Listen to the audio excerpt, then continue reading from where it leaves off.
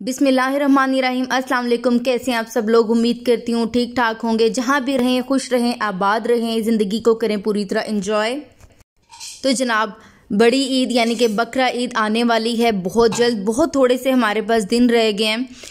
बड़ी ईद पे बहुत सारा हमारे पास मीट होता है। हमें कभी ऐसा भी होता है बहुत जल्दी जल्दी हमें पकाना होता है।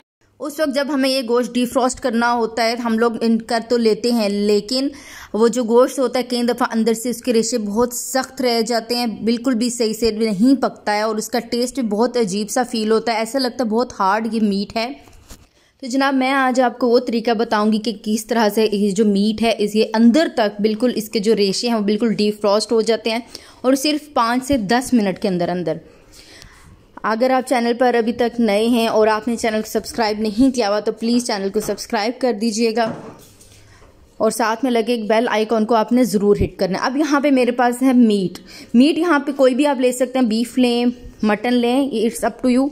और ये मैंने लिया है 1 kg। 1 kg मेरे पास मीट है और ये बिल्कुल देखें बिल्कुल पत्थर की तरह है। इवन के जो बास्केट है उसके साथ भी ये चिपका हुआ है। अब यहाँ पे एक बाउल ले लिया है। बाउल में मैंने ये बास्केट समेत ही रख दिया क्योंकि बास्केट से अलग नहीं हो रहा था।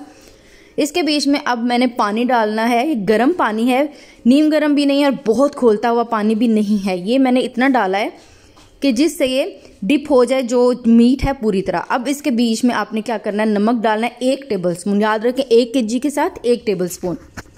और सिर्फ 5 मिनट के लिए मैंने इसको रख दिया। 5 मिनट के बाद देखें आप, यहाँ पे मीट हमारा बिल्कुल डिफ्रॉस्ट हो चुका है, अलग अलग हो चुका है और इसके जो रेशे हैं अंदर तक यहाँ पे डिफ्रॉस्ट हो गए हैं। ये याद रखिएगा। यहाँ पे मैं आपको बात बताऊं कि अगर आप बहुत खोलता हुआ पानी यूज़ करते हैं तो आपके जो बीफ या मटन के जो रेशे हैं ना वो अंदर से डैमेज हो जाते हैं, उनमें ग़िज़ाइयत नहीं रहती है। अब अगर आपका मीट जो है पहले से वॉश हुआ हुआ है मेरे मीट की तरह, तो आप सिर्फ एक दफ़ा इसको पानी में खंगाल के निकाल लेंगे। और अगर ये वॉश नहीं हुआ तो 4 से 5 दफ़ा तो आपने ज़रूर निकालना है खंगाल के। अब आपके घर गेस्ट आते हैं दावत पर या फिर आपको अर्जेंट कुछ बनाना होता है तो आपके लिए बहुत ज़्यादा आसान ये हो गया है कि आप किस तरह से ये मीट को डिफ्रॉस्ट कर सकते हैं।